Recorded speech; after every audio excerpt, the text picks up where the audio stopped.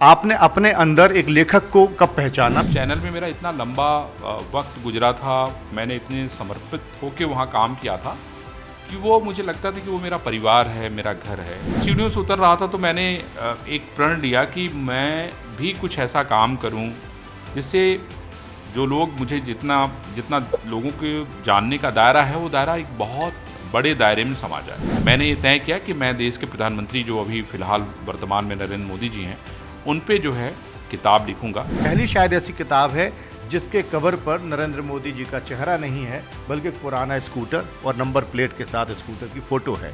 ये स्कूटर ये बताती है कि जो हमारा नायक है वो हमारे और आपके बीच से निकल के आया। इस किताब का कथ्य क्या कहता है? क्योंकि आपने मोदी जी की बारात का भी वर्णन किया है इस किताब में। जो शादी को लेकर दुनिया भर की ढेर सारी बातें होती हैं, देखिए सच तो ये है कि नरेंद्र मोदी जी विवाह नहीं करना चाहते थे। कहावत कही जाती है ना कि बेटे की तरक्की से कोई खुश हो ना हो, माँ बाप को बेहद खुश। प्रधानमंत्री जी उस समय अमेरिका गए थे और उनका वहाँ पे भव्य स्वागत हो रहा था, तो मैंने हीराबा को देखा कि वो एक कुर्सी पे बैठ के बेटे की अमेरिका यात्रा को देख के कैसे मुस्कुरा रही थी। वो दृश्य मैं आज भी नहीं भूलता। इन लोगों ने कभी भी सम्मान के साथ समझौता नहीं किया। व्यक्तिगत तौर पे, एक इंसान के तौर पे आपने कैसा पाया मोदी जी को? उनका जो सबसे बड़ा गुण है कि वो हर किसी से कुछ न कुछ लेना चाहते हैं, सीखना चाहते हैं। उनके अंदर जो सुनने की क्षमता है वो कमाल की है। मोदी जी ने कई लोगों की मदद भी की, और वो ऐसी मदद की कि वो कहीं दस्तावेज पर नहीं आई। एक दोस्त उनके ऐसे मिले, वो इस स्थिति में पहुंच गए थे कि वो आत्महत्या कर लेंगे। और आप विश्वास करिए कि मोदी जी उसमें गुजरात में काम कर रहे थे, संगठन महामंत्री के तौर पे काम कर रहे थे। उन्होंने किसी और से पैसा लेके उनके कर्जे को भरा। तो ऐसे एक किस्सा नहीं है, हजारों हजार किस्से हैं। निकला था जिंदगी का पता पूछ करके मैं, वो कौन था जो मुझको कहीं और ले गया। बनारस से उनका जो असीम लगाव है, असीम प्यार है, मैंने तो किसी नेता को नहीं देखा। तो ये कोई साधारण बात नहीं है सर, ये असाधारण बात है। आपने 3 किताबें लिखी और तीनों ही नरेंद्र मोदी जी के बारे में लिखी। क्या है हिडन एजेंडा आपका? नहीं, सवाल तो हमसे भी लोग ये कहते हैं कि भाई आप आखिर मोदी जी पे ही आपने तीनों किताबें क्यों लिखी? क्या है कि हर व्यक्ति किसी न किसी से प्रभावित होता है। मोदी जी ने मुझे बहुत प्रभावित किया है। गलतियों से आप सबक लेते हैं? राघवेंद्र जी, गलतियां तो बहुत सिखा गई मुझे। रिश्तों को निभाने में आपका बड़ा यकीन रहता है। बात निकलेगी तो बड़ी दूर तक जाएगी। तो नाम मत बताइए, लेकिन आप अनुभव साझा कर सकते हैं।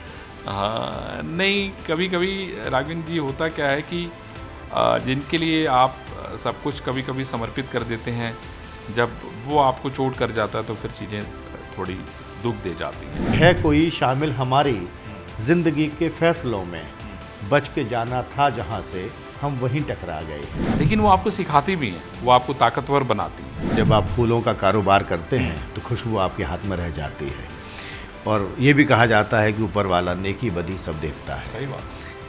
संतुष्टि का पैमाना क्या है आपके हिसाब से? राघवेंद्र जी, संतुष्टि का पैमाना तो ये है कि जब लोग प्रसन्न रहते हैं तो वही संतुष्ट करते हैं। कोई सफ़र जब आप तय करते हैं, चलते रहते हैं, मुसलसल चलते हैं, मेहनत करते हैं, कभी सोचते हैं कि अरविंद चतुर्वेदी कहाँ तक पहुँचे और कहाँ तक पहुँचना चाहते हैं? जो ज़िंदगी की शुरुआत थी और ज़िंदगी ने जितना कुछ दे दिया उसको मैं बहुत मानता हूँ, लेकिन अभी भी बहुत सफ़र जो है वो तय करना बाकी है। नमस्कार, आप देख रहे हैं न्यूज़ कॉरिडोर्स। मैं हूं राघवेंद्र द्विवेदी। न्यूज़ कॉरिडोर्स के तहत हमारी सीरीज़ बुक कॉरिडोर में आपका स्वागत है। आज के कार्यक्रम की शुरुआत एक शेर से करना चाहूँगा। रहते हैं मुझ में एक नहीं दो मिजाज दां, रहते हैं मुझ में एक नहीं दो मिजाज दां, शायर का रंग और सहाफ़ी का और है। शायर से मुराद यहाँ लेखक से है, और सहाफ़ी माने पत्रकार। इंसान जब दोहरी भूमिका में होता है तो कई बार खुद जज नहीं कर पाता कि मेरी कौन सी भूमिका ज़्यादा असरदार है या कौन सी भूमिका मेरी प्रमुख है। आज हमारे साथ जो मेहमान स्टूडियो में, वो पत्रकार हैं। उनकी बुनियादी पहचान पत्रकार की है। पत्रकारिता कई साल से कर रहे हैं और असरदार उन्होंने पत्रकारिता की है और अब भी कर रहे हैं। लेकिन पिछले कुछ सालों से लेखन की धार देखने को मिली है। असरदार अंदाज में लिख रहे हैं और अभी तक नरेंद्र मोदी जो प्रधानमंत्री हैं भारत के, उन पर 3 किताबें लिख चुके हैं, और शायद उम्मीद की जा रही है कि जल्द चौथी किताब भी बाज़ार में आएगी, हम सबको पढ़ने का मौका मिलेगा। हमारे साथ हैं अरविंद चतुर्वेदी जी। अरविंद जी, स्वागत है आपका। बहुत बहुत धन्यवाद न्यूज़ कॉरिडोर्स को और राघवेंद्र आपको भी। और मैं समझता हूँ कि जिस तरीके से आपने किसी भी व्यक्ति के किरदार के बारे में व्याख्या की जो एक साथ कई किरदार निभाता है, मैं समझता हूँ कि वो बड़ा लाजवाब है। करीब 20 साल से मैं आपको जानता हूं और बतौर पत्रकार मैंने आपके काम को देखा है। जुनून की हद तक आपने पत्रकारिता की है, आज भी कर रहे हैं। आपने अपने अंदर एक लेखक को कब पहचाना और ये शुरुआत कैसे हुई आपकी? राघवेंद्र, हर व्यक्ति जो है इस तरह का सवाल हर बार मुझसे पूछता है। मैं आपको एक हिस्सा बताना चाहता हूँ कि जो घटना मेरे साथ घटी है, मैं चाहता हूँ कि सब लोग जानें उसे। वो ये कि 2013 में मैं एक बड़े चैनल में काम करता था और मुझे कहा गया कि भाई आप जो है इस्तीफ़ा दे दीजिए। उसके पीछे कुछ छोटे छोटे कारण थे जो आज तक खैर मैं नहीं जान पाया। तो जब मैं सीढ़ियों से उतर रहा था, तो चूँकि उस चैनल में मेरा इतना लंबा वक्त गुजरा था, मैंने इतने समर्पित होकर वहाँ काम किया था कि वो मुझे लगता था कि वो मेरा परिवार है, मेरा घर है, और आखिर मैं कैसे इसको छोड़ के जाऊँगा। तो जब मैं सीढ़ियों से उतर रहा था तो मैंने एक प्रण लिया कि मैं भी कुछ ऐसा काम करूं जिससे जो लोग मुझे जितना जितना लोगों के जानने का दायरा है, वो दायरा एक बहुत बड़े दायरे में समा जाए। और यही कारण था कि उस समय नरेंद्र मोदी गुजरात से निकल के देश के प्रधानमंत्री बनने के लिए जो है अलग अलग काम कर रहे थे। और इस क्रम में जो है मैंने ये तय किया कि मैं देश के प्रधानमंत्री जो अभी फ़िलहाल वर्तमान में नरेंद्र मोदी जी हैं, उन पे जो है किताब लिखूंगा। जबकि मैंने प्रधानमंत्री नरेंद्र मोदी को कभी कवर नहीं किया था। वो जब यहाँ पे राष्ट्रीय महासचिव थे, उस दौरान भी दूर से ही चीज़ें दिखती थी। उसके बाद वो गुजरात के मुख्यमंत्री होके चले गए और तब मैं दिल्ली में पत्रकारिता करता था। तो इस दौरान हमारा उनका कोई मेल नहीं था, लेकिन मुझे जुनून था।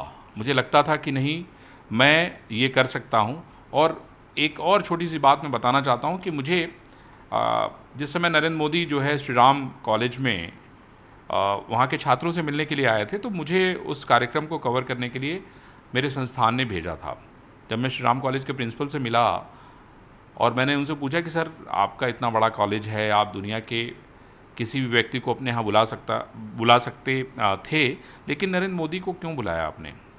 तो उनका ये कहना था कि हमने देखिए मनमोहन सिंह साहब को भी पत्र लिखा था, सोनिया गांधी जी को भी पत्र लिखा था, और भी बहुत सारे बड़े बड़े लोगों को पत्र लिखा था, लेकिन 10 मिनट में, मतलब मेरे पत्र के या मेरे मेल के ऑफिस से पहुंचने के 10 मिनट बाद अगर किसी का जवाब आया तो वो जवाब था नरेंद्र मोदी का। तो इसलिए जो है हमने नरेंद्र मोदी को जो है यहाँ पर आमंत्रित किया। और एक और बात, मैंने भी इसीलिए जो है नरेंद्र मोदी पे लिखने का तय किया कि यार इस व्यक्ति में तो कुछ है। अरविंद जी, 3 किताबें आपकी आ चुकी हैं और एक एक करके हम बात करेंगे हर किताब पर। ये किताब मैं अपने दर्शकों को दिखाना चाहूँगा, द रियल मोदी, ब्लूम्सबेरी ने छापा है, और इस किताब के बारे में विस्तार से हम बात करेंगे। लेकिन पहला सवाल इसको देख के आता है कि जब प्रधानमंत्री बनने के बाद, और उसके पहले भी हालांकि जब वो मुख्यमंत्री थे, नरेंद्र मोदी पर किताबें बहुत लोगों ने लिखी। उनकी लोकप्रियता को बाजार में कैश कराने की कोशिश भी देखी गई राइटर्स में, लेकिन ये पहली शायद ऐसी किताब है जिसके कवर पर नरेंद्र मोदी जी का चेहरा नहीं है, बल्कि एक पुराना स्कूटर और नंबर प्लेट के साथ स्कूटर की फ़ोटो है। इसके पीछे क्या कहानी है? बहुत अच्छा सवाल इसलिए है राघवेंद्र कि मुझसे मैं जब इस किताब के कवर पेज का सिलेक्शन कर रहा था तो ढेर सारी तस्वीरें मेरे पास प्रधानमंत्री जी की थी, उनके यंग एज की तस्वीरें थीं। तो लेकिन मेरे पास इनकी स्कूटर की एक कहानी थी, यही मैं कहानी जानना चाहता हूँ। तो मैं आपको ये बताऊं कि चूँकि नरेंद्र मोदी और ये स्कूटर, इन दोनों का तालमेल कमाल का था। मोदी जी ने जब अपनी राजनीति की शुरुआत की, उसमें स्कूटर की बड़ी भूमिका थी। एक जगह से दूसरे जगह ले जाने का काम तो स्कूटर करती ही थी। लेकिन जो कहानी मुझे शंकर सिंह बाघेला ने सुनाई, वो भी कमाल की थी। शंकर सिंह बाघेला को जो है मोटरसाइकिल चलाने का, बुलेट मोटरसाइकिल चलाने का शौक़ था, क्योंकि शंकर सिंह बाघेला बड़े लंबे चौड़े हट्टे कट्टे थे और मोदी जी ने उनके साथ बड़ी सारी यात्राएं की हैं। और मोदी जी के पास स्कूटर हुआ करता था, तो शंकर सिंह बाघेला जो है उस स्कूटर पे पीछे बैठ के उनके साथ यात्राएं करते थे। लेकिन इन दोनों लोगों ने अपनी अपने वाहन जो है एक दूसरे को दिए नहीं। बाघेला जी की जो मोटरसाइकिल थी उसमें उन्होंने ना तेल दिया, ना पानी दिया, ना उसकी ओवरहालिंग कराई, ना समय समय पे सर्विसिंग कराई। आज बाघेला जी की राजनीति कहाँ से कहाँ चली गई है। मोदी जी ने जो है स्कूटर का बेहतर इस्तेमाल किया, यात्रा के लिए तो किया ही, साथ ही राजनीति को बढ़ाने के लिए भी किया और उसको समय समय पे ठीक करते रहे। तो ये स्कूटर जो है, ये स्कूटर ये बताती है कि जो हमारा नायक है वो हमारे और आपके बीच से निकल के आया है। एक साधारण व्यक्ति है, एक मध्यम वर्ग का आदमी है जो संघर्ष करके पथरीले रास्ते पे चल के उसने एक अपनी जगह बनाई है देश और समाज में। और इसीलिए मैंने तय किया कि मैं जो है इसका जो कवर पेज बनाऊंगा वो स्कूटर बनाऊंगा, क्योंकि ये आम आदमी की कहानी को बयां कर रहा है। जाहिर है जब किताब लिखने का ख्याल आया होगा आपके जहन में, उसके बाद आपने कोशिश शुरू की होगी, तथ्य जुटाए होंगे, गुजरात तक आप गए होंगे, बहुत सारे नरेंद्र मोदी जी के नए पुराने मित्रों से मिले होंगे। वो कहानी क्या है और इस किताब का कथ्य क्या कहता है? क्योंकि आपने मोदी जी की बारात का भी वर्णन किया है इस किताब में। देखिए, मैंने जब इस किताब के बारे में योजना बनानी शुरू की तो मैंने पहले प्रधानमंत्री जी पे जितनी भी किताबें लिखी गई थी सबको मैंने पढ़ डाला। मुझे लगा कि राजनीति में कोई ऐसी चीज़ नहीं बची है जिसको लोगों ने ना लिखा हो। उसके अलावा और भी टूटी फूटी चीज़ें अलग अलग जगहों पे थोड़ी बहुत मिलती थी, लेकिन इनका प्रधानमंत्री जी का जो ह्यूमन एंगल है वो कहीं ना कहीं मिसिंग था। उनका परिवार, उनके मित्र, उनके टीचर, उनके दोस्त, संघ में उनके साथ काम करने वाले लोग, आपातकाल में उनका किया गया काम। खैर, आपातकाल में उन्होंने जो काम किया था उसको तो उन्होंने खुद ही कलमबद्ध किया, लेकिन बहुत सारी ऐसी बातें थी जिससे अगर कोई व्यक्ति अपनी खुद तारीफ़ करता है तो लोग उसको उस तरीके से नहीं समझते हैं जिस तरीके से अगर कोई दूसरा तारीफ़ करे तो। और मैंने ये तय किया कि मैं गुजरात चलूँगा, और आप विश्वास करिए मैं 5-6 महीने गुजरात में अलग अलग जगहों पे रहा। इनके प्रधानमंत्री जी के गांव में बहुत दिन रहा। इनके माता जी से मैं उनके घर पे मिला, लेकिन उनसे मिलना भी बड़ा एक दिलचस्प एक वाक़या था। वो भी मैं चाहता हूँ कि मैं दर्शकों को बताऊँ। हुआ ये कि जब मैंने किताब लिखने का तय किया था उस समय मतलब प्रधानमंत्री जी तो वैसे भी बड़ा जल्दी किसी से मिलते नहीं हैं, तो उनका परिवार भी नहीं मिलता। तो मैंने उनको जब संदेश भेजा तो वहाँ से समय मिला नहीं। तो हमारे एक मित्र थे, अभी एक्साइज के कमिश्नर, चीफ कमिश्नर थे, हाल में ही उनका देहांत हो गया। बड़ा दुखद है ये, और बड़े ही मेरे घनिष्ठ बड़े भाई की तरह थे। तो उनको मैंने इस बात से जो है अवगत कराया कि मुझे जो है पंकज मोदी जी से, उनके परिवार से मिलना है। और उसमें माननीय प्रधानमंत्री जी अमेरिका गए हुए थे, तो उन्होंने स्वामी, वो उनका जो परिवार है वो स्वामी अड़गड़ानंद जी का शिष्य है। पंकज भी खुद भी स्वामी अड़गड़ानंद जी के शिष्य हैं, जो कि जिन्होंने यथार्थ गीता लिखी है। उसके बाद हमारे जो चीफ कमिश्नर साहब थे उन्होंने मेरा समय वहाँ दिलवाया, तय कराया। और मैं जब वहाँ पहुँचा घर पे तो मैंने देखा कि चूँकि प्रधानमंत्री जी उस समय अमेरिका गए थे और उनका वहाँ पे भव्य स्वागत हो रहा था, तो मैंने हीराबा को देखा कि वो एक कुर्सी पे बैठ के बेटे की अमेरिका यात्रा को देख के कैसे मुस्कुरा रही थी। वो दृश्य मैं आज भी नहीं भूलता। और बड़ी ढेर सारी बातें उन्होंने मुझे बताई और ढेर सारी कहानियाँ बताई, उनके दोस्तों के नाम बताए। मतलब एक पूरा जो खाका बना वो प्रधानमंत्री जी के अहमदाबाद के घर में पहुँच के बना। और हर उस व्यक्ति को मैंने खोजने की कोशिश की जो कभी न कभी प्रधानमंत्री जी के साथ, नरेंद्र मोदी जी के साथ रहा। हीरा जी का जिक्र किया, मुझे याद आ गई, एक कहावत कही जाती है ना कि बेटे की तरक्की से कोई खुश हो ना हो, माँ बाप को बेहद खुशी होती है। इस किताब को लिखने में कोई दिलचस्प वाक़या आया हो या जिससे आप मिले हों, किसी ने आपको ऐसा वाक़या सुनाया हो कि आपको लगा हो कि दुनिया के सामने आना चाहिए?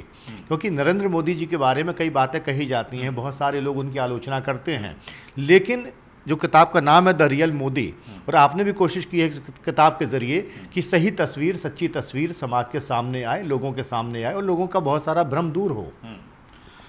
देखिए, दो बातों को लेके बहुत चर्चा होती है, ख़ास तौर पे नरेंद्र मोदी का परिवार, नरेंद्र मोदी का बचपन, नरेंद्र मोदी की शिक्षा और आप देखिए नरेंद्र मोदी के विवाह को लेकर भी तरह तरह की बातें होती रहती हैं।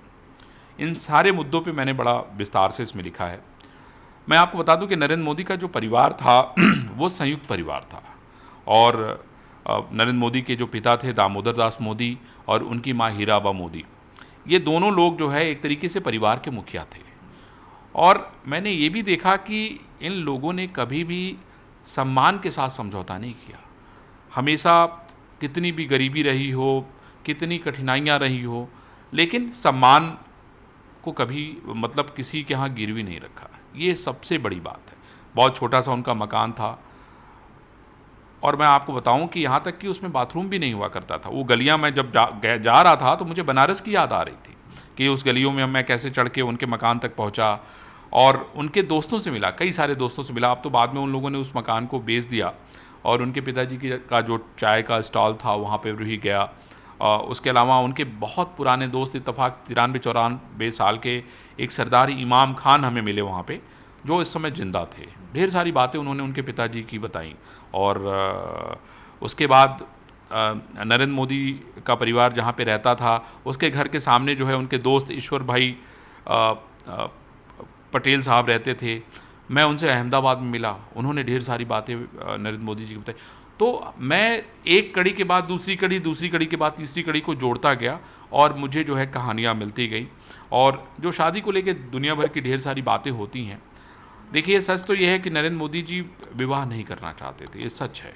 जो उनके मित्रों से ढेर सारे लोगों से बातचीत करने के बाद मुझे इस बात का एहसास हुआ। लेकिन कभी कभी आदमी क्या करता है कि सामाजिक बंधनों से इतना जकड़ा होता है कि वो उससे जल्दी निकल नहीं पाता है। तो फिर वो क्या करेगा, फिर वो विद्रोही करेगा। भाई जिसका लक्ष्य कुछ और पाना है, अगर आप उसको कहीं और भेज देंगे तो फिर वो क्या करेगा। तो मोदी जी को का लक्ष्य तो कुछ और था, उनको तो देश के लिए जीना था, और शायद यही कारण था कि उन्होंने जो है सब कुछ त्याग दिया। मैं अरविंद जी जब गुजरात इलेक्शन कवर कर रहा था तो महसाना में था और वडनगर जाना हुआ मेरा, तो जो आपने जिक्र किया उस गली और मोहल्ले में मैं भी गया और जहाँ जन्म हुआ था उस मकान को देखा, जहाँ बचपन मोदी जी का गुजरा वहाँ शायद मुझे याद है डीके ठाकुर का एक परिवार रहता है, उन्होंने प्रॉपर्टी खरीदी थी बाद में उनकी माँ से। लेकिन एक चीज़ मैं जानना चाह रहा हूँ कि दो तस्वीरें नरेंद्र मोदी जी की, पर्सनालिटी यानी व्यक्तित्व के दो पहलू हैं, एक राजनीतिक एक व्यक्तिगत। दोनों पर आपने बहुत लंबी स्टडी की है। राजनीतिक पहलू दुनिया के सामने है, लेकिन व्यक्तिगत तौर पे एक इंसान के तौर पे आपने कैसा पाया मोदी जी को? मैं आपको बताऊं राघवेंद्र, एक जैसे एक कोमल हृदय होता है ना, वैसे ही मोदी जी का दिल है। मतलब उनके हृदय में इतना मतलब विशाल उनका हृदय है कि अगर कोई व्यक्ति चला जाता है, उनसे मिल लेता है, तो वो उनका होके रह जाता है। मैंने तो यही देखा, क्योंकि जब मैं अपनी मोदी का बनारस, जो मेरी दूसरी किताब है, उसका कवर पेज मैं उनको दिखाने के लिए गया था, तो हम लोग की बड़ी ढेर सारी बातें हुई और मैंने देखा और पाया कि मोदी जी कितना कम बोलते हैं, कितनी नपी तुली बात करते हैं। और उसके बाद उनका जो सबसे बड़ा गुण है कि वो हर किसी से कुछ न कुछ लेना चाहते हैं, सीखना चाहते हैं। उनको लगता है कि क्या इससे मैं क्या सीख लूँ। जैसे आपके अंदर एक बहुत अच्छा गुण है शेर व शायरी का, आप बहुत अच्छे पत्रकार हैं, तो वो आपके अंदर के जो वो खास विशेष गुण है ना, उसको वो ले लेना चाहते हैं। और उनके अंदर जो सुनने की क्षमता है वो कमाल की है, और ऐसा तो मैंने अपने जीवन में किसी को नहीं देखा जितना नरेंद्र मोदी जी को मैंने पेशेंस के साथ किसी बात को सुनते हुए देखा। पिछले सवाल पे दोबारा आऊँगा, क्योंकि राजनीतिक रूप से जो विरोधी हैं राजनीति में, जो विपक्षी दल के लोग हैं, तरह तरह के आरोप लगाते हैं, वो एक राजनीति का हिस्सा है। लेकिन बतौर इंसान मोदी जी ने कई लोगों की मदद भी की, और वो ऐसी मदद की कि वो कहीं दस्तावेज पर नहीं आई। नहीं, मैंने लिखा है तो जिन लोगों की मदद, इसी पहलू पे मैं जानना चाह रहा था। मैं आपको बताऊं कि मोदी जी एक ऐसे इंसान हैं, जब मैं रिसर्च कर रहा था तो ढेर सारे लोग मुझे मिले। किसी को उन्होंने कर्ज लेके मकान दिलवाया है। एक दोस्त उनके ऐसे मिले जो बाद में कॉरपोरेटर बने, भारतीय जनता पार्टी के बड़े नेता बने। उन्होंने क्या किया था कि बहुत पैसा उधार ले लिया था और उनके पास पैसा भरने के लिए पैसे नहीं थे, और जिन लोगों से पैसा उधार लिया था वो थोड़े गुंडे बदमाश टाइप के लोग थे। तो वो इस स्थिति में पहुंच गए थे कि वो आत्महत्या कर लेंगे। और आप विश्वास करिए कि मोदी जी उसमें गुजरात में काम कर रहे थे, संगठन महामंत्री के तौर पे काम कर रहे थे।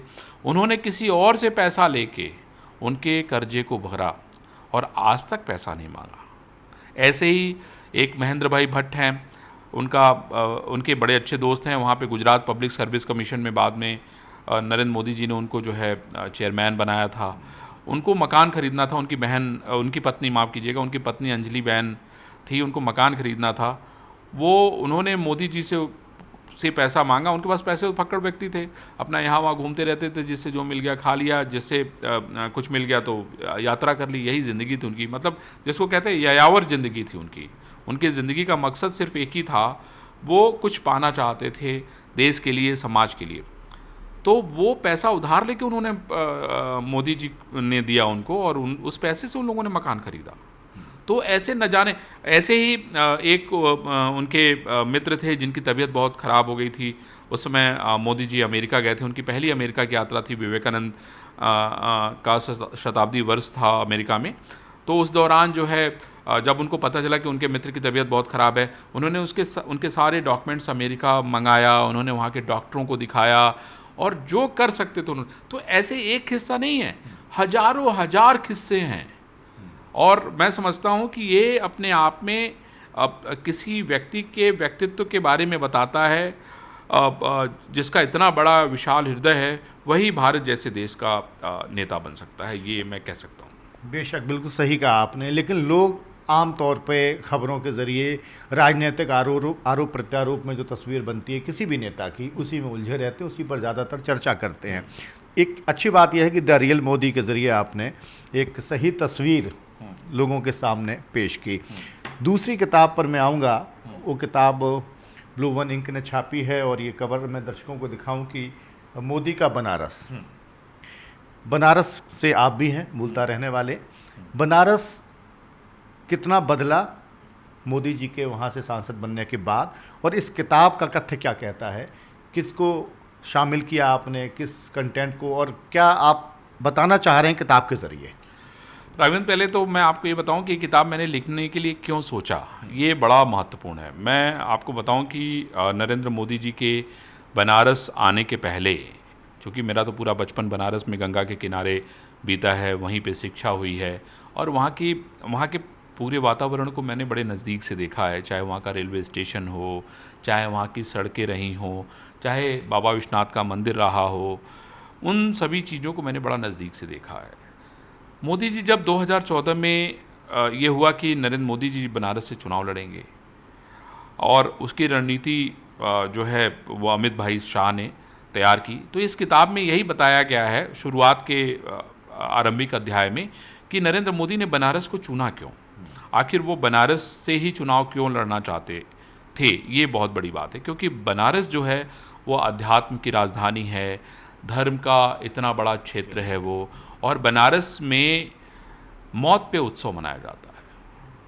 बाकी जगहों पे तो लोग जीने के लिए आते हैं, लेकिन मौत पे उत्सव मनाना, मोक्ष पा लेना, ये बनारस में ही संभव है। गंगा जहाँ कलकल करके बहती है, बाबा विश्वनाथ का घंट घड़ियाल की आवाज़ आपको सुबह 3 बजे भोर से ही सुनाई पड़ जाता है, और एक तरफ आप देखिए अजान भी आपको सुनाई पड़ता है। तो ये सारे रंग जो बनारस के थे, उसने नरेंद्र मोदी जी को जो है वहाँ पे चुनाव लड़ने के लिए बुलाया कि नहीं, मोदी जी जो है बनारस आए। और आप लोगों ने देखा होगा, सबने दुनिया ने देखा कि किस तरीके से जब वो बनारस आए तो बनारस के होके रह गए, और बनारस से उनका जो असीम लगाव है, असीम प्यार है, मैंने तो किसी नेता को नहीं देखा। इसके पहले भी बहुत सारे सांसद थे जिन्होंने कभी थोड़ा काम किया होगा, कुछ लोगों ने पत्थर लगवाए होंगे, कुछ ने उद्घाटन किया होगा, लेकिन मोदी जी तो हर दिन बनारस के लिए जीते हैं। और शायद यही कारण था कि मैंने इस किताब का नाम रखा मोदी का बनारस। लोग मुझे ये भी कह रहे थे कि बनारस के मोदी कर दीजिए, तो मैंने कहा ये दोनों बातों का मतलब एक ही निकलता है कि भाई बनारस तो मोदी का है। अगर हम मनुष्य के तौर पे देखें तो वैसे तो बाबा विश्वनाथ का धाम है वो, संकट मोचन वहाँ विराजते हैं, है ना। वहाँ पे माँ दुर्गा का इतना बड़ा मंदिर है, गंगा की इतनी बड़ी छटा है वहाँ, ये सारी काल भैरव वहाँ पे हैं, वो सारी चीज़ें हैं। बनारस हिंदू यूनिवर्सिटी वहाँ पे है, ये सारी चीज़ें हैं। लेकिन मोदी के जाने के बाद, मोदी वहाँ की जो जनता है वो तो मोदी की है। आपकी पहली किताब का हम जब जिक्र कर रहे थे, द रियल मोदी का, किताब जब प्रधानमंत्री मोदी जी के पास पहुंची, उसके बाद उन्होंने एक पत्र लिखकर आपके प्रयासों की सराहना की और आपकी जो रिसर्च थी उसकी तारीफ की। इसी तरह अगर मोदी का बनारस, जैसा आपने कहा कवर दिखाने गए थे, किताब भी उनके पास पहुंची है, उसके बारे में उनकी क्या राय थी? कवर पेज पहले कुछ और था। ये जो कवर पेज बदला गया है, ये मतलब पीएमओ का ही सजेशन था कि इस कवर पेज को हम लोग बदल दें, और मैंने उस सजेशन को स्वीकार किया और इस कवर पेज को मैंने बदला। लेकिन इस किताब में मैंने बड़ा रिसर्च किया है, क्योंकि चूँकि बनारस का रहने के कारण इस किताब को लिखने में मुझे थोड़ी सी आसानी हुई। अब एक घटना मैं बताता हूँ कि मतलब बनारस अलबेला क्यों है। अब मैं बहुत दिनों बाद बनारस गया था, तो वहाँ पे राम भंडार है जहाँ की कचौड़ी बड़ी मशहूर है, और वहाँ लोग कचौड़ी खाने के लिए दूर दूर से आते हैं। तो मैं और मेरी पत्नी जो है, हम दोनों लोग वहाँ कचौड़ी खाने के लिए किसी के बुलावे पे गए वहाँ। तो लगभग 10 बज रहा था। तो जब वहाँ पहुँचे तो उसने कहा कि हमारे साथ जो गए थे उन्होंने कहा कि यार कचौड़ी लगा दो, बनारसी में उन्होंने बोला। हाँ, तो बोला भैया ऐसा ना कि अब टाइम हो गया लो, 10 बजे तो अब कचौड़ी काल मिली, आज ना मिली। तो हमने कहा यार ये कैसा आदमी है यार, दुनिया कहाँ पैसे के पीछे भाग रही है, और यहाँ पे देखिए 50 लोग खड़े हैं और ये कह रहा है कि दुकान तो अब हम बंद करने जा रहे हैं। तो हमने उससे पूछा कि यार कावलाला कचौड़ी काहे नहीं खियावत हुआ, इतना देखो तो वो भीड़ है। तो उसने जवाब ये दिया कि इका पैसवा का छतिया पे लाद के लेके जाप का है ना, मतलब कि उसने कहा कि ये पैसा कमा के हम क्या करेंगे, छाती के लेके जाना तो है नहीं। तो मैंने बोला तब अब जाके क्या करवा? तो बोला कि अब चलब दिव्य नहाब, परिवार के साथ बैठ के भोजन करब, ओकरे बाद आराम करब। संझा के 3 बजे दुकान खुली, उसमें छोला समोसा सुहाल लौंगलता ये सब खियाई। तो हमें कहा कि यार ये तो संभव ही नहीं, किसी मतलब दुनिया में तो संभव हमने तो देखा ही नहीं था कहीं कि आपके पास लक्ष्मी आ रही है और आप उस लक्ष्मी को स्वीकार नहीं कर रहे हैं। ये सिर्फ बनारस में ही संभव है। और मैंने इसको लिखा कि ये जो बनारस जो है यही है कि जहाँ पे आप निर्लिप्त हो जाते हैं, और मुझे लगता है कि प्रधानमंत्री जी भी निर्लिप्त हो गया बनारस के लिए एकदम। कई चीज़ों से, कई लोभ लालच से इंसान ऊपर उठ जाता है बनारस का, और कहा जाता है कि अपनी मर्जी का मालिक होता है, उसे जो अच्छा लगता है वो करता है, दुनिया की फिक्र नहीं करता। यही अंदाज नरेंद्र मोदी का भी है। फैसले जब वो लेते हैं, चाहे उन्होंने बतौर मुख्यमंत्री गुजरात में लिए हों, चाहे वो बतौर प्रधानमंत्री ले रहे हैं, और पिछले कई सालों में जिस तरह के फैसले लिए, वो अडिग रहते हैं और स्ट्रॉन्ग डिसीजन लेने में यकीन रखते हैं। मोदी जी की बहुत बड़ी विशेषता ये है कि फैसले लेते हैं तो अब जल्दी आप उसको मतलब पलटते हुए कभी नहीं देखा होगा आपने। नोटबंदी आपने देखा था कितनी आलोचना हुई थी, लेकिन आज उसका परिणाम क्या है? आपने पूरा ब्लैक मनी पे कंट्रोल करने में सफलता पाई, है ना। उसके अलावा मैं शुरुआत के किसान आंदोलन को मैं देख रहा था, उसको भी उन्होंने धीरे धीरे जो है किसानों की समस्याओं को दूर किया है। उसके अलावा देखिए, राजनीति लोग जो करते हैं उनका काम है राजनीति करना, चूँकि राजनीति अगर है तो उसमें आलोचना भी होनी चाहिए, राजनीति अगर है तो उसमें आरोप प्रत्यारोप भी होना चाहिए। शायद ये राजनीति का रंग है, और राजनीति निर्मम होती है, वो किसी की नहीं होती। राजनीति अपने तरीके से ही चलती है, अपने तरीके से ही काम करती है। तो आरोप लगना, प्रत्यारोप लगना, ये आप सब सुनते रहेंगे। लेकिन आज आप देखिए कि नरेंद्र मोदी को देश का प्रधानमंत्री बने हुए तीसरा टर्म हो गया है, और करप्शन को लेके आज तक उनके ऊपर कोई आरोप नहीं है।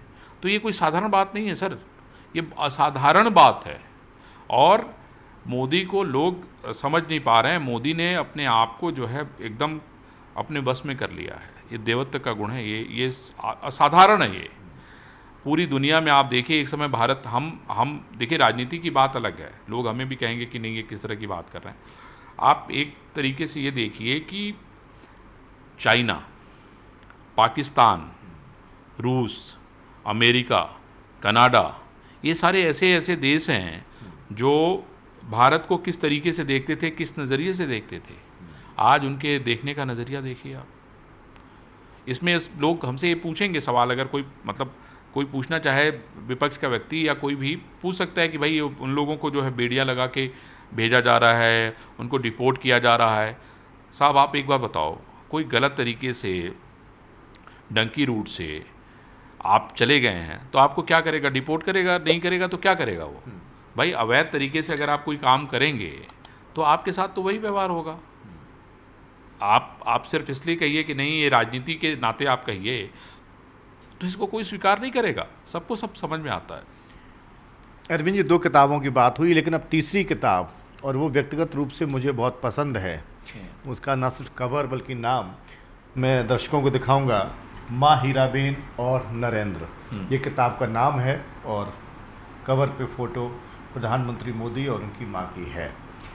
आमतौर पे बहुत सारे जब पहलुओं की बात होती है, लेकिन प्रधानमंत्री मोदी और उनकी माँ के जो रिश्ते रहे, जो ट्यूनिंग रही, प्रधानमंत्री की माँ दिल्ली में भी आई, वो तस्वीरें भी दुनिया ने देखी सोशल मीडिया के माध्यम से।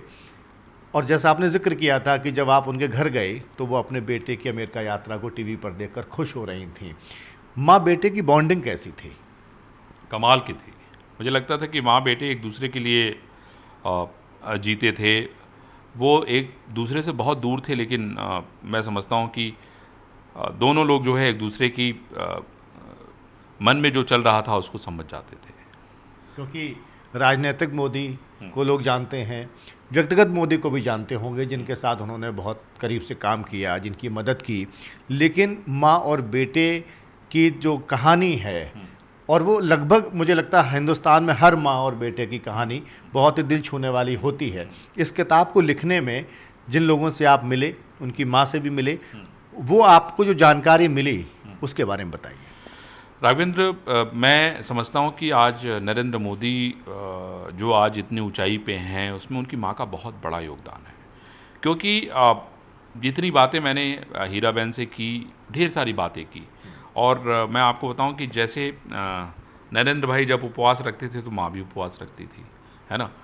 नरेंद्र भाई कोई फैसला लेते तो उसमें माँ भी सपोर्ट करती थी। और नरेंद्र भाई पे पैनी नज़र जिसको कहते हैं, पैनी नज़र, क्योंकि हीराबा एक बहुत ही सशक्त महिला थी। उनकी बचपन में उनकी माँ की मृत्यु हो गई थी, दूसरी शादी की, दूसरी की भी मृत्यु हो गई, तीसरी शादी की उनके पिताजी ने, तो तीसरी की भी मृत्यु हो गई। तो उन्होंने अपने भाई बहनों को पाल पोस के बड़ा किया। और उसके बाद आप सोचिए कि जब बहुत कम उम्र में जो है कोई किसी के सर से माँ का साया उठ जाता है, वो भी बेटी का, तो समझ सकते हैं कि ज़िंदगी कितनी कठिन रही होगी। उसके बाद जब वो विवाह करके दामोदर दास मोदी की पत्नी बनकर यहाँ आई, वडनगर आ गईं, तो भी ढेर सारी चुनौतियाँ थीं, क्योंकि संयुक्त परिवार था, कमाने वाले कम लोग थे, और ज़िंदगी की गाड़ी को ठीक तरीके से चलाना था, सम्मान के साथ चलाना था। तो हीराबा का उस परिवार की तरक्की में बहुत बड़ा योगदान था। और हीराबा जब भी कोई फैसला लेती थी तो उसमें नरेंद्र मोदी की बहुत अहम भूमिका होती थी। घर में जब कोई बड़ा निर्णय लिया जाता था तो नरेंद्र मोदी को हमेशा मौका दिया जाता था कि नहीं, आपकी क्या राय है इसमें, आप ही बताओ। ये बड़ी बात है, और मैं समझता हूँ कि ये मुझे लगता है कि एक लोकतंत्र का बहुत बड़ा उदाहरण भी है। हाँ, क्योंकि कई खास मौक़ों पर जाते थे दिल्ली से मोदी, और माँ के पास बैठना, उनके पाँव धोना, वक्त बिताना, बहुत सारी वीडियोस, तस्वीरें हम सब ने देखी हैं। तो एक अटूट रिश्ता था, और वो कहीं ना कहीं लोगों को मोटिवेट करता था कि एक रिश्ता, एक जब बेटा किसी बड़े पायदान में पहुंच जाए, उसके बाद भी वो इस तरह जुड़ाव बना रहे, वो बात बहुत प्रभावित करती है लोगों को। आप देखिए कि नरेंद्र मोदी मुख्यमंत्री बने तब भी उनकी माँ उनके साथ नहीं रहती थी। देश के प्रधानमंत्री बने तब भी उनकी माँ और उनके परिवार के लोग उनके साथ नहीं रहते थे। ये सब इतना साधारण नहीं है, ये मनुष्य के बस की बात नहीं है। ये सारी बातें असाधारण हैं, और लोग सवाल भी उठाते थे कि भाई अपनी माँ को क्यों नहीं रखते, और इसका जवाब उनकी माँ ने भी दिया और प्रधानमंत्री जी ने भी दिया है। भाई प्रधानमंत्री जी ने तो ये कहा है कि भाई अगर मेरा जन्म अगर किसी प्रधानमंत्री के घर में होता तब मैं अधिकारी होता कि भाई मैं जो है अपने पूरे परिवार को यहाँ ले आके रखूँ। और उनकी माँ चूँकि बहुत सोशल थी, जब मैं वडनगर गया था तो भी वो ढेर सारे लोगों के साथ घिरी हुई थी। वो यात्रा भी देख रही थी लेकिन अपनी बातचीत भी कर रही थी। तो सोशल व्यक्ति को आप इस तरह से रख नहीं सकते। मतलब आप प्रधानमंत्री जी के पास वक्त नहीं है, यहाँ पर और कोई रहता नहीं है, तो आखिर बातचीत किससे होगी और कितनी बातचीत होगी। तो हीराबा को भी नहीं जमता था कि वो दिल्ली आके रहें या अहमदाबाद आके रहें, वो तो वहीं रहना चाहती थी। हाँ, तो ये जो हीराबा की खासियत थी। और नरेंद्र मोदी ने जैसे हिमालय पे जाने का फैसला करना था, तो भाई उन्होंने जब ये निर्णय लिया कि मुझे हिमालय पे जाना है, तो पिताजी तो बड़े गुस्सा हो गए। उनको लगता था कि भाई इसको तो अभी पढ़ना लिखना चाहिए, ये जो है हिमालय पे अभी यात्रा करने की क्या ज़रूरत है। लेकिन उनकी माँ ने उनका साथ दिया। तो ये अपने आप में बहुत बड़ी बात है कि उनकी माँ ने कहा कि नहीं, अगर ये जाना चाहता है तो आप इसको जाने दीजिए, आप किसी जाने वाले को नहीं रोक सकते। और वो जो उनकी स्पिरिचुअल यात्रा है नरेंद्र मोदी की, जो उन्होंने रामकृष्ण मिशन से अपनी यात्रा की शुरुआत की और देश के बहुत सारे अलग अलग जगहों पे गए, हिमालय पर भी गए, उस स्पिरिचुअल यात्रा ने प्रधानमंत्री नरेंद्र मोदी की ज़िंदगी को बदल दिया। आपने ज़िंदगी की बात की और दिशा की बदलाव की बात की, मुझे एक शेर याद आया कि निकला था ज़िंदगी का पता पूछ करके मैं, निकला था ज़िंदगी का पता पूछ करके मैं, वो कौन था जो मुझको कहीं और ले गया। कई बार इंसान को पता नहीं होता। मुझे लगता है कि मोदी जी कितने ही मरहलों से, कितने ही पड़ावों से उनका सफ़र निकल कर प्रधानमंत्री की कुर्सी तक पहुँचे। सबसे ज़्यादा इसके पीछे आप किसे देखते हैं, उनकी अपनी डेडिकेशन को, उनकी मेहनत को, या ग्रह नक्षत्र को? क्योंकि कई बार लोग कहते हैं कि ग्रह नक्षत्र जब होते हैं तो आदमी कुछ भी पा जाता है, लेकिन बहुत सारे कारण होते हैं किसी के अचीवमेंट में। राघवेंद्र, देखिए, नरेंद्र मोदी की जो सबसे बड़ी विशेषता थी वो ये थी कि वो एकदम लक्ष्य को ध्यान में रख के कोई भी काम करते थे। वो बचपन से उनके अंदर एक बहुत बड़ा गुण था। मुझे याद है जब मैं वडनगर गया था तो उनके बहुत सारे मित्र मिले। उन्होंने मुझे कहानी सुनाई कि किस तरीके से जो है जब बिहार में बाढ़ आ गई थी तो वहाँ पे इनको ललक लगी कि हम लोगों को चंदा देना चाहिए, क्योंकि ढेर सारी खबरें अखबारों में छप रही थी कि कई हज़ारों लोग जो है पानी ने डुबो दिया, कई सौ लोगों की जान चली गई। तो इन लोगों ने चंदा जुटाया, चंदा लिया। इन लोगों को मेला देखने के लिए जो पैसे मिलते थे उन सभी लोगों ने उसको इकट्ठा किया और इकट्ठा करके जो है एक अलग अलग अपने घरों से उन लोगों ने बर्तन लाने का काम किया और मेले में जाके इन लोगों ने चाय स्टॉल की दुकान लगाई। तो ये इतने कम उम्र में इतनी सारी चीज़ें करना, ये सब आसान नहीं है। दूसरी एक घटना जो उनके टीचर ने मुझे सुनाई कि जिस स्कूल में पढ़ते थे, वडनगर बीएन हाई स्कूल, वहाँ की दीवार गिर गई थी। तो दीवार गिर जाने का परिणाम ये हुआ कि वहाँ से जो शोहदे थे, जानवर थे, वो स्कूल के अंदर आ जाते थे। मैनेजमेंट का वो स्कूल था और उसको चलाने के लिए ढेर सारा संघर्ष करना पड़ रहा था। तो उस स्कूल की दीवार को बनाने के लिए नरेंद्र मोदी ने एक नाटक की रचना की, उस नाटक का सोवेनियर छपवाया, उसकी रसीदें छपवाई और उसका अच्छा खासा फंड कलेक्ट किया और फंड कलेक्ट करके उस दीवार को बनाया। तो ये सब असाधारण है और मैं समझता हूँ कि जो विलक्षण होता है, ये सारे गुण जो है उन्हीं में नज़र आते हैं। अरविंद जी, 20 साल के हमारे आपके रिश्ते हैं। मैंने व्यक्तिगत रूप से आपसे कभी सवाल नहीं पूछा, लेकिन मुझे ऐसा लगता है इस इंटरव्यू में ये सवाल मैं शायद इसलिए भी पूछूं कि हमारे कई लोग, दर्शकों के मन में भी आ सकता है। आपने 3 किताबें लिखी और तीनों ही नरेंद्र मोदी जी के बारे में लिखी, उनसे संबंधित पहलुओं पर लिखी। क्या कोई इच्छा या कोई फ़ायदा लेने की कोशिश, आखिर कोई जिसको कहते हैं ना हिडन एजेंडा भी होता है, क्या है हिडन एजेंडा आपका? नहीं, सवाल तो हमसे भी लोग ये कहते हैं कि भाई आप आखिर मोदी जी पे ही आपने तीनों किताबें क्यों लिखी है। देखिए, क्या है कि हर व्यक्ति किसी न किसी से प्रभावित होता है, हर व्यक्ति किसी न किसी को अपना रोल मॉडल मानता है, हर व्यक्ति दुनिया में किसी न किसी को विलक्षण मानता है। मोदी जी ने मुझे बहुत प्रभावित किया है और इसमें कोई शक या शुबह नहीं है। इस तरह का पॉलिटिशियन मैंने अपने जीवन में दूसरा तो नहीं देखा, और सिर्फ भारत में नहीं, पूरी दुनिया की अगर बात करूं तो मैंने इस तरह का पॉलिटिशियन नहीं देखा। और उनकी जो ढेर सारी बातें हैं उसको दुनिया के सामने आना चाहिए, मुझे ऐसा लगता है। और शायद यही कारण है कि मैंने उनके अलग अलग रंग और अलग अलग जो रूप हैं उसको दुनिया के सामने लाने का काम किया है। अभी कुछ किताबें बची है जो मेरे मन में है कि मैं उसको लिखूं, और मैं चूँकि अभी बहुत सारे कामों में व्यस्त हूँ, लेकिन हाँ, आने वाले दिनों में अभी हमारी जो अभी किताब हीराबेन एंड नरेंद्र की इंग्लिश वर्जन जो है अप्रैल में आ रहा है, जिसको ब्लूम्सबरी कर रहा है। उसके अलावा कुछ किताबें मैंने आधी लिख के रखी हुई हैं। उम्मीद करूँगा कि वो पूरी हो जाएं, क्योंकि किताब लिखना इतना आसान है नहीं जितना हम लोग समझते हैं। बड़ा कंसंट्रेशन उसके लिए चाहिए, बड़ा एकांत चाहिए, और मुझे लगता है कि मतलब जब महीनों मैं इधर उधर भटक लेता हूँ और मन को शांत करना है तो मैं फिर लिखने बैठ जाता हूँ। किताबों की बातें हो गई, अब आपके व्यक्तित्व पे मैं अगर आऊँ लौट कर, मैं चाहता हूँ कि आपके अंदर एक पत्रकार है, जैसा मैंने पहले जिक्र किया, और बड़ा जुनूनी पत्रकार है, बड़ा मेहनती पत्रकार है, अब एक लेखक भी आपके अंदर है। दोनों में, यानी आपके पत्रकार और आपके लेखक में द्वंद्व होता है? हाँ, मैं दरअसल मूल रूप से तो पत्रकार हूँ, क्योंकि मुझे खबरें मतलब जैसे हवा में जब तैरती हैं तो मुझे समझ में आ जाती कि खबर कहाँ है। अब पत्रकारिता का बड़ा लंबा दौर हो गया है, बहुत सारे जीवन में उतार चढ़ाव मैंने देखे, बड़े बड़े लोगों को भी देखा, उनके चाल चरित्र और चेहरे को भी देखा और बहुत कुछ सीखा भी। कहते हैं ना कि आप अनुभव से बड़ा दोस्त कोई नहीं होता, अनुभव जो आपको सिखाता है शायद वो कोई नहीं सिखा सकता। और उस सीख ने मुझे बहुत कुछ सीखने का मौका दिया है और मुझे लगता है कि वो जो अनुभव है वो मुझे आने वाले दिनों में जो है एक ऊंचाई पे लेके जाएगा।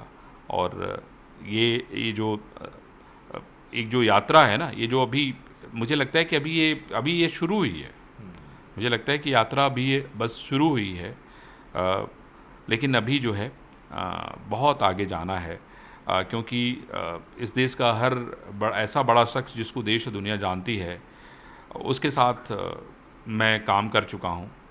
लेकिन मेरे मन में एक रहता है कि इस देश में जो है पत्रकार बनने के लिए ढेरों लोग आते हैं, बहुत सारे लोग जो है, बहुत सारे लोगों में से दो चार ही जो है आसमान में सितारे की तरह चमकते हैं, बाकी अंधेरे की भीड़ में उस जुगनुओं की तरह खो जाते हैं जिनकी चमक आप कभी कभी देखते हैं। मैंने द्वंद्व वाला सवाल इसलिए भी पूछा था कि अटल जी के बारे में लोग कहते थे कि उनके अंदर आधा राजनेता और आधा कवि मौजूद है। आपके अंदर मैंने देखा कि पत्रकार भी है और लेखक भी है। कभी कोई ऐसा द्वंद्व आप महसूस करते हैं कि लेखक पर पत्रकार हावी हो गया, पत्रकार पर लेखक हावी हो गया, या कोई दुविधा पैदा हुई आपके अंदर? राघवेंद्र, मैंने जैसा कहा ना कि मैं मूल रूप से पत्रकार हूँ, मतलब लेखक तो मैं ऐसे बना कि जब मुझे लगा कि नहीं यार मुझे भी दुनिया के सामने, क्योंकि टेलीविज़न के पत्रकारों को लोग समझते हैं बड़ा, मुझे लगता है कि जिस दृष्टि से देखना चाहिए उस दृष्टि से पता नहीं देखते हैं कि नहीं देखते हैं। ये मेरे मन में सवाल रहता है। उनको लगता है कि ये सब पढ़ते लिखते नहीं हैं लोग। टेलीविज़न के लोगों को लगता है कि ये पढ़ते लिखते नहीं हैं, ये सब ऐसे ही आ गए हैं। बदलते दौर में तो इस तरह की बातें अक्सर होने लगी हैं। हाँ, अक्सर होने लगी हैं। आप देखते हो कभी कोई कुछ भी सवाल पूछ देता है, कितनी मिमिक्री बनी होगी उस पर, कितने रील लोगों ने डाल दिए होंगे हैं। वो पानी में डूबने वाला सवाल तो आज तक लोग नहीं भूल पाए, ये तुम्हें कैसा लग रहा है ना। तो मुझे लगता है कि इस द्वंद्व में जो मैं फंसा हुआ था कि मैं पत्रकार हूँ और मेरी भूमिका कैसे लोगों के सामने आए, तो शायद वो लेखन के जरिए लोगों को लगा कि नहीं यार ये भी गंभीर व्यक्ति हैं, ये भी थोड़ा बहुत लिखना पढ़ना जानते हैं, और ये बड़ा कारण था मुझे लगता है। और मुझे तो पुराने दौर के पत्रकार याद आते हैं जब बड़े बड़े अखबारों में, मैगजीन्स में जो संपादक होते थे वो मूलतः लेखक भी होते थे। हाँ। अच्छे साहित्यकार होते थे और वो उनकी लेखनी में दिखता था। अब आप देखिए टेलीविज़न पे जो लोग बैठते हैं उनको रिसर्च वाला रिसर्च निकाल के दे देता है ना। उसके बाद रिपोर्टर जो है उनको फीडबैक घटना को लेके देता है, तो उनका अपना कोई अध्ययन नहीं होता है, मुझे ऐसा लगता है। खैर, मैं कई बार तो प्रोड्यूसर सवाल तक लिख के देता है टीपी पर। प्रोड्यूसर सवाल भी लिख के देता है। और आप देखिए कि बहुत सारे एंकर्स ऐसे होते हैं जो देखने में तो बहुत अच्छे होते हैं, लेकिन अब जब आप उनके ज्ञान की बात करिए तो वो डेप्थ कहीं नज़र नहीं आता है। तो इन सारी चीज़ों ने ना मेरे मन में बड़ा कौतूहल कर दिया। मुझे लगा कि लोग ऐसा ही सोचते होंगे मेरे बारे में भी, और उनको लगता होगा कि ये सब ऐसे ही आ जाते हैं, माइक लेके आ जाते हैं, कुछ भी पूछना शुरू कर देते हैं। और मुझे लगता है कि एक तो प्रधानमंत्री जी का जो व्यक्तित्व था और उनके जो गुण थे, उसने मुझे प्रभावित किया कि नहीं मैं इस प्रधानमंत्री जी पे काम करूं, उन पे कुछ लिखूं। और वो एक सिलसिला जो शुरू हुआ, मुझे लगता है कि वो अभी भी मुझे कोई दूसरी किताब लिखने नहीं दे रहा है। लिखना एक अलग पहलू है। इम्पॉर्टेंट बात यह है कि मैंने तीनों किताबें आपकी पढ़ी हैं, आपका लेखन बड़ा सहज है और स्वाभाविक है। ये भी शायद पत्रकारिता का गुण ही दिखता है कि आप उस भाषा में, उस ज़बान में लिखें, उस स्टाइल से लिखें जो आम आदमी तक आसानी से पहुँचे। ये भी ध्यान रखा आपने? एक्चुअली दरअसल जब हम अपनी भाषा में कोई बात को मतलब व्यक्त करते हैं तो किसी को भी समझने में बड़ी आसानी होती है। बड़ा क्लिष्ट, बड़ा पेचीदा लोग नहीं समझना चाहते हैं। अब ज़िंदगी खुद ही इतनी सारी चुनौतियों से जब घिरी रहे उसमें आप और पेचीदगियाँ डाल दें तो मैं समझता हूँ कि वो जो जिस निकलेगा वो बहुत ज़्यादा जो है क्लिष्ट हो जाएगा। तो इस शायद यही कारण है कि मैंने जो है अपने शब्दों को सरल रखा और ऐसी कोशिश की कि चीज़ें लोगों को बड़ी आसानी से समझ में आए। कमियां होती हैं काम में या गलतियां होती हैं जीवन शैली, जब आप जीते हैं तमाम काम करते हैं, गलतियों से आप सबक लेते हैं?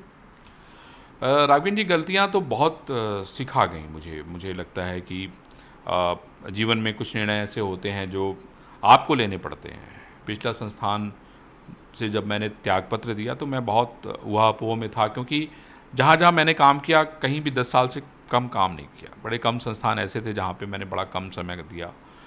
तो जब मैं वहाँ गया था तो एक बड़े विचार के साथ गया था, बड़ी सोच के साथ गया था, लेकिन मैं वहाँ बहुत दिन रह नहीं पाया क्योंकि जो मैं करना चाहता था वो मैं नहीं कर पा रहा था। और कभी कभी परिस्थितियाँ ऐसी होती हैं कि वो आपको जकड़ लेती हैं और शायद उन परिस्थितियों से निकलने के लिए आदमी को फैसला लेना पड़ता है। फैसला लेना पड़ता है। आपने पहले ही मेरी शायरी की तारीफ़ कर दी, इसलिए नहीं, लेकिन मुझे शेर याद आ गया कि है कोई शामिल हमारी ज़िंदगी के फ़ैसलों में, बच के जाना था जहाँ से हम वहीं टकरा गए हैं। तो कई बार ऐसा होता है कि आप नहीं चाहते, जाते हैं और फिर आपको लगता है कि शायद गलत फ़ैसला हो गया। रिश्तों को निभाने में आपका बड़ा यकीन रहता है। यारों के यार ये कहा जाए आपके लिए तो अतिशयोक्ति नहीं होगी। कई बार जब इस तरह की भावना रहती है दूसरों के प्रति, मित्रों के प्रति, तो कई बार आपको धोखा, छल, कपट, प्रपंच भी मिलता है, आपके हिस्से आता है, जहर भी आता है, विष पीना भी पड़ता है रिश्तों में।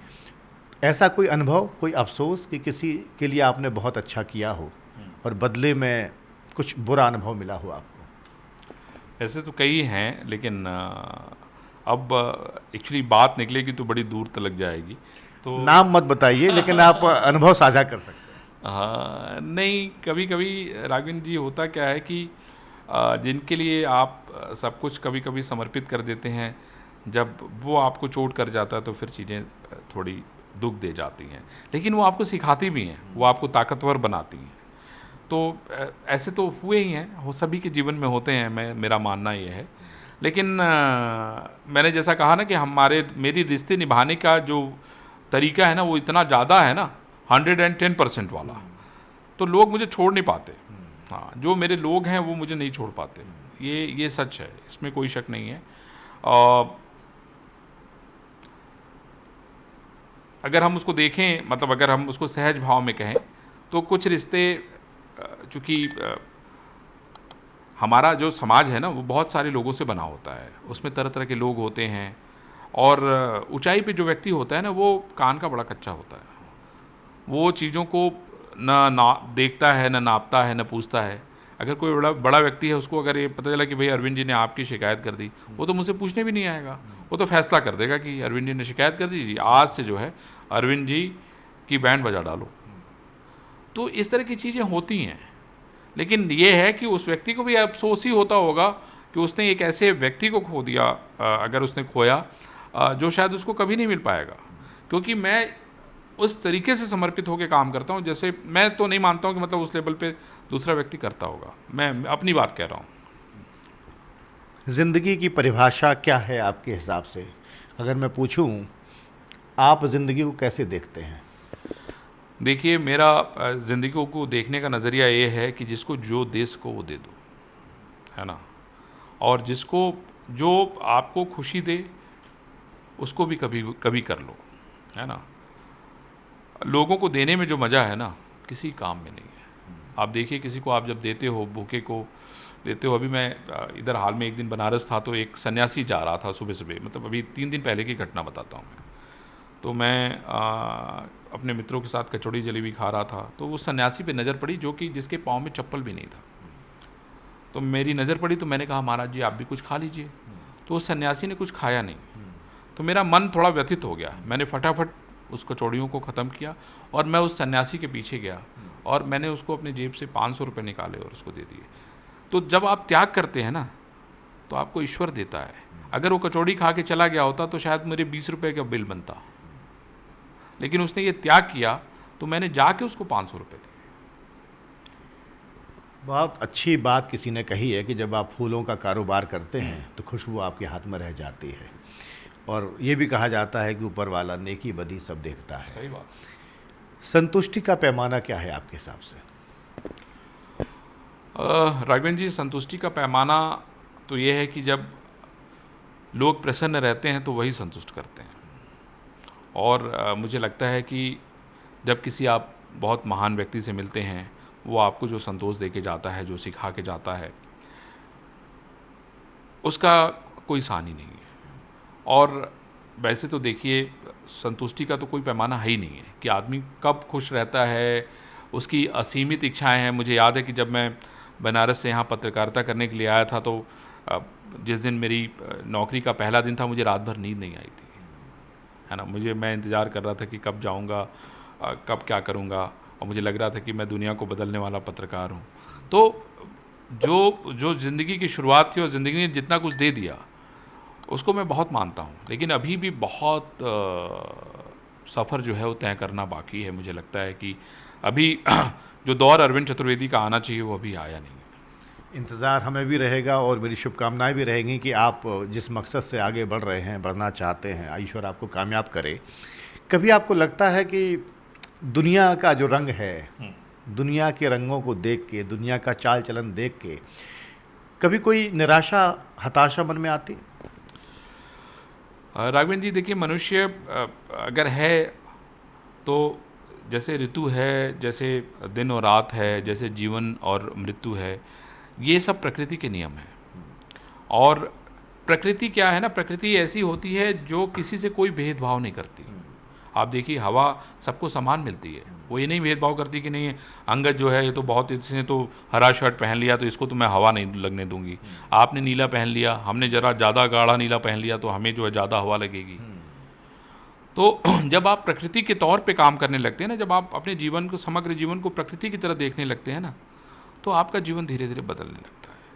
और मैंने अब अपने आप को उस रूप में जो है ढालना शुरू कर दिया है। अपने काम से काम, है ना, उसके अलावा बड़े लक्ष्य को रख के खुद को समर्पित करना। और मुझे लगता है कि आने वाला जो वक्त है, आने वाला जो वर्ष है, वो हम लोगों का होगा, और लोग देखेंगे कि नहीं हम लोगों ने क्या से क्या किया। पहले आपने अपनी बातचीत में बताया कि 3 किताबें तो ज़ाहिर है, जैसा मैंने बार बार कहा, कि आ चुकी हैं, चौथी या 5वीं किताब भी आएगी, आपके पास काफ़ी कंटेंट है।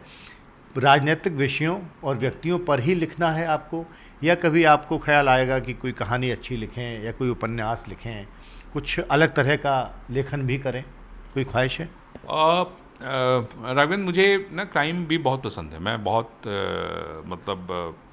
अभी हाल में एक बड़े प्रकाशक ने मुझे एक किताब लिखने का ऑफ़र दिया है, लेकिन चूंकि उस किताब को लिखने में मुझे बाहर जाना पड़ेगा तो मैं जा नहीं पा रहा हूँ। मेरी बेटी की नानी, जहाँ मेरी रह के बेटी पढ़ती थी, वो नानी और जो पोती है उसका इतना प्यार असीमित है।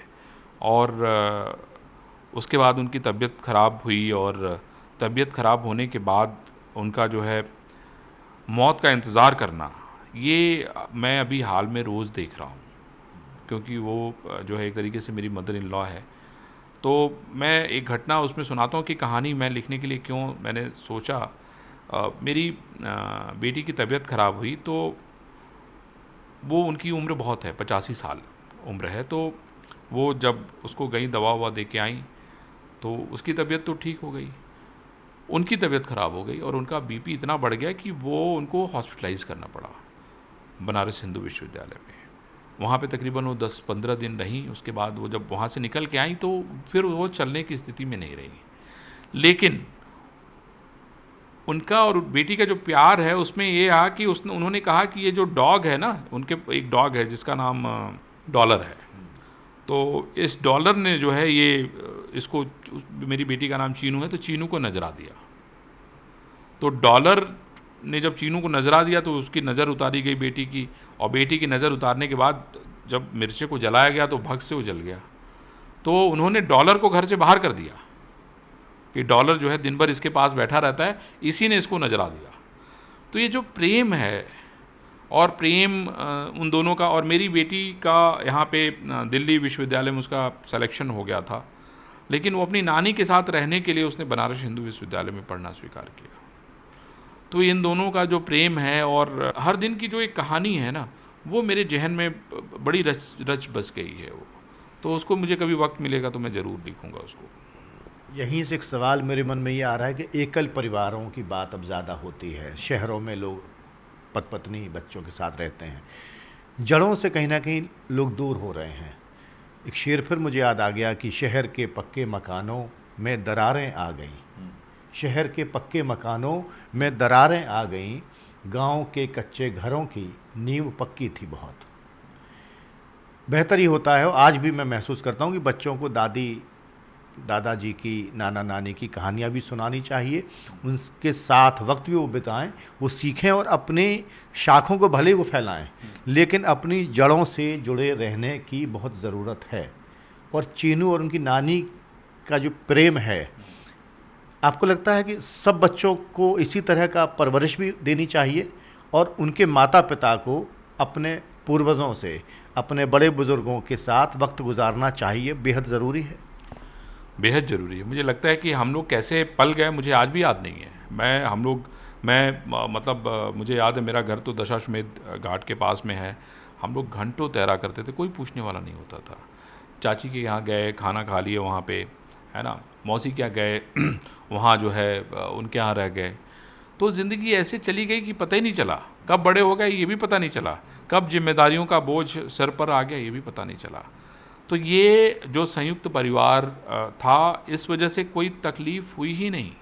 मेरी माँ का देहांत बहुत कम उम्र में हो गया था, हमने वो कठिन परिस्थिति देखी।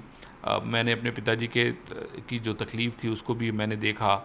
तो ये जो सब लोग एक साथ रहे, इसी वजह से ये तकलीफ़ें थोड़ी कम लगी। और मेरा मानना है कि लोगों को जो है संयुक्त परिवार में ही रहना चाहिए।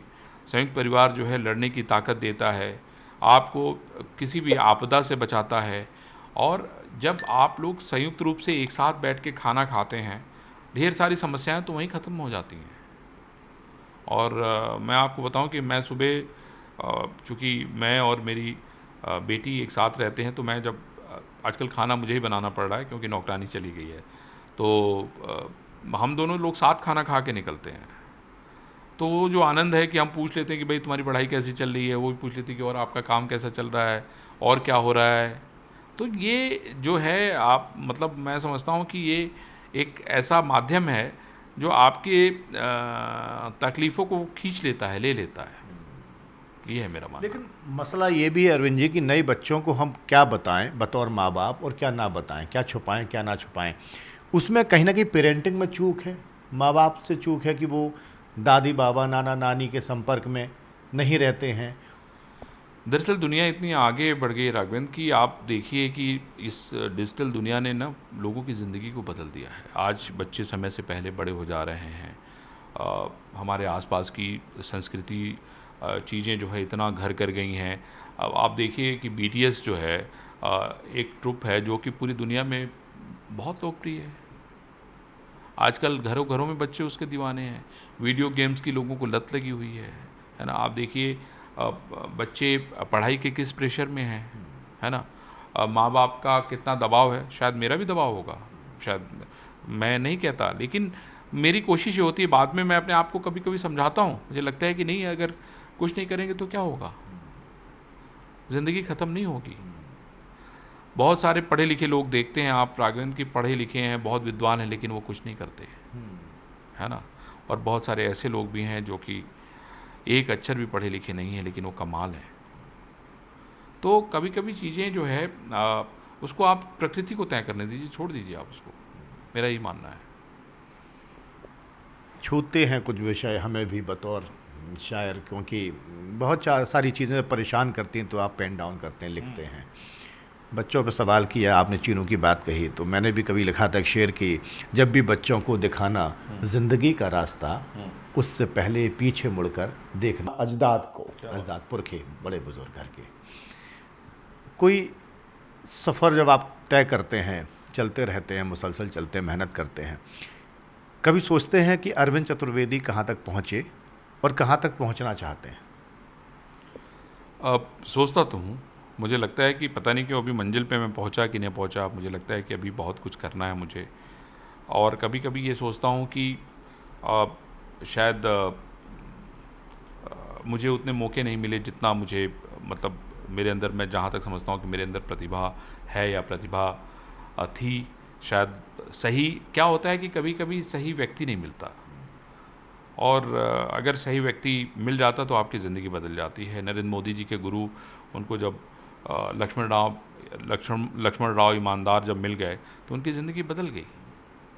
तो कभी कभी जीवन में अच्छे व्यक्ति का मिलना बहुत ज़रूरी होता है, और अच्छा व्यक्ति मिल जाता है तो आपकी ज़िंदगी बदल जाती है। ये मैंने देखा है, क्योंकि आपको जब आप मुसीबत में होते हो तब वो खड़ा रहता है, जब आपको कोई सलाह चाहिए होता है तब वो खड़ा रहता है ना।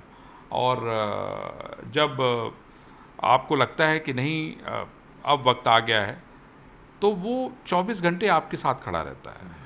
तो ये मेरे लिए बड़ा महत्वपूर्ण है। लेकिन मेरे साथ भी कुछ ऐसे लोग हैं जिनका बहुत मुझ पर स्नेह रहता है, बहुत प्रेम रहता है। उनसे बहुत कुछ मुझे सीखने को मिलता है। मेरे कठिन परिस्थितियों में हमारे साथ होते हैं।